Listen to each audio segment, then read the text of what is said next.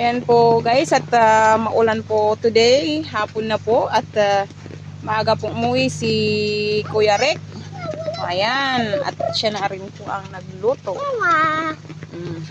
At itong mga beshi ko ay nag-i-enjoy po sila sa ulan. Ayaw ko sanang payagang maligo. Tinakasan na ako ni Kuya Eric. Itong si Kuya Cesar naman ay nagmamaktol. Kaya ayan, pinayagan ko na rin siyang naligo. At total ay andito naman si Papa nila. At dito na ako dadaan. Ipaibaba mo yan, anak.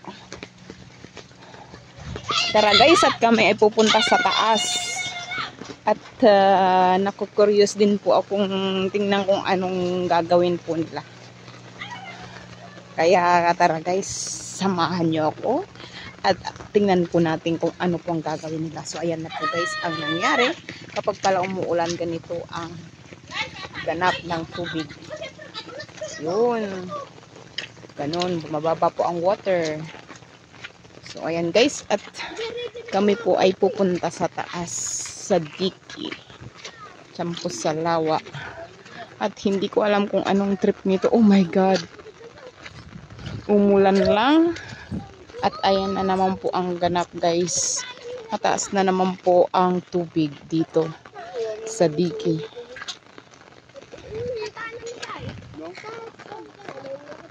So ayan. Marami na po ang tubig.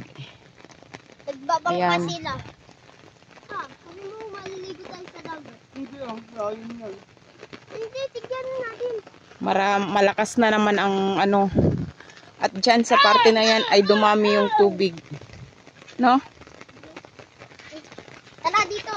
So, pati si Wolfo sasama sa pagmimikos-mikos. Anak, sa gilid ka lang, anak. Ayan po guys, ganyan po ang nangyayari kapag umuulan. Ang water po is bumababa hanggang doon. Bumababa. Ang daloy ay pag ganun.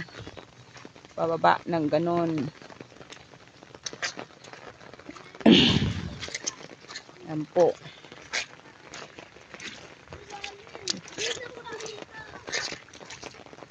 Ayan na. At sa parting nilalakaran ni Cesar ay malalim ng konti. Diyan. Pag may dumaan po dyan guys na sasakyan is may kahirapan po talaga.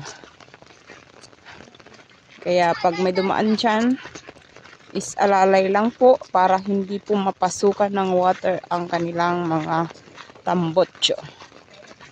So ayan po guys, may dumadaan pong single na motor. So kailangan po naming dumaan dito sa gilid. No choice na ako at ako'y lulusob na rin dito. Dadaan. Yun. At ayun na nga po guys, ang ganap. Nag-i-enjoy po silang tatlo na maligo. That is a Carabao. Buti po na survive po siya, nabuhay, naagapan na itinaas sa taas.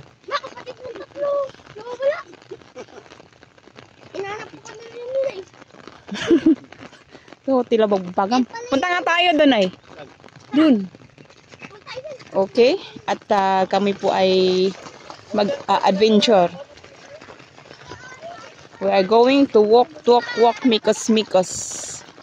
Kung hindi lang po si Papa nila, si Kuya Rick. Ala, Diyos ko naman ay itong pinakaaya po guys sa lahat. Yung ganyan po na maraming basura, napakawala namang disiplina po yung nagtatapon ng basura dyan. Pwede naman po nilang isaayos yan, sunugin o kaya i-recycle yung mga pwede po pong i-recycle. Kagaya yung may lata, plastic. Wala lang po disiplina talaga yung mga nagtatapon dyan ng ganyan. Dito lang po sa parting ito, ang mga marami po nagtatapon niya, marami ng basura dyan guys. Pero sa part po sa amin is malinis. So tara guys, ayan po ang aming kapitbahay dyan. Yan.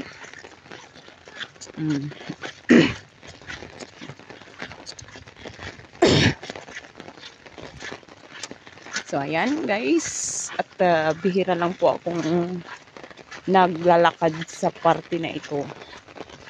So ayan po, ang water is dumadami na po guys. At Ganun na nga.